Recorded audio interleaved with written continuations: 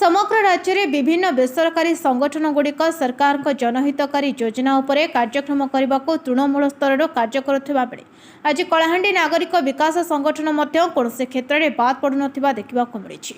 तेणु आज सरकार पल्ली सभा ग्राम सभार विलोप होगा देखि संगठन ग्रामवासी अंगनवाड़ी मिशन शक्ति एसएचजी महिला मानक नहीं अणाभट्टा ग्राम पंचायत एक स्वतंत्र महिला ग्राम सभा अनुष्ठित हो जाएगी।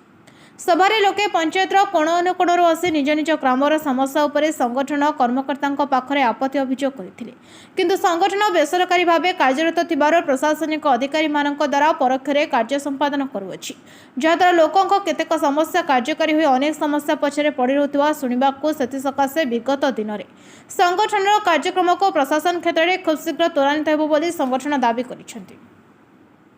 अनुष्ठित ग्रामसभा संगठन कर्मकर्ता ब्लॉक सभानेत्री श्रीमती टोबपाल, जनसाथी श्रीयुक्त परशुराम ठाकुर, नवीन कुमार सोनानी, स्वेच्छासेवी श्रीयुक्त चूड़ामणि नायक, मोतीराम राव, जगदीश चंद्र माची, प्रताप नायक उपस्थित थिबा बेले अणाभट्टा सरपंच श्रीमती भगवती नायक, जोगाण सहायक, मिशन शक्ति विभाग, सम्मानित महिला शिशु विकास विभाग आशाकर्मी उपस्थित थिले।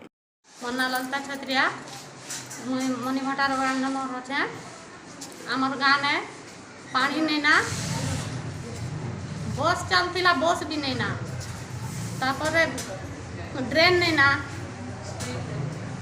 लाइट सब गाँव आड़े लाइट दिया हो, गाँव आड़े लाइट नहीं दिया, छक ने लाइट नहीं जलवा। सरपंच कही सरपंच के कहले जे सरपंच हाँ पोखड़ी गाँव में लाइट दिया हवा, मनीमोटा ने लाइट दिया नहीं बोली कहले। केन सरपंच? अणाभट्टा सरपंच। जयपटना ब्लॉक रो परमानंद छत्रियांक रिपोर्ट, बहुजन मीडिया।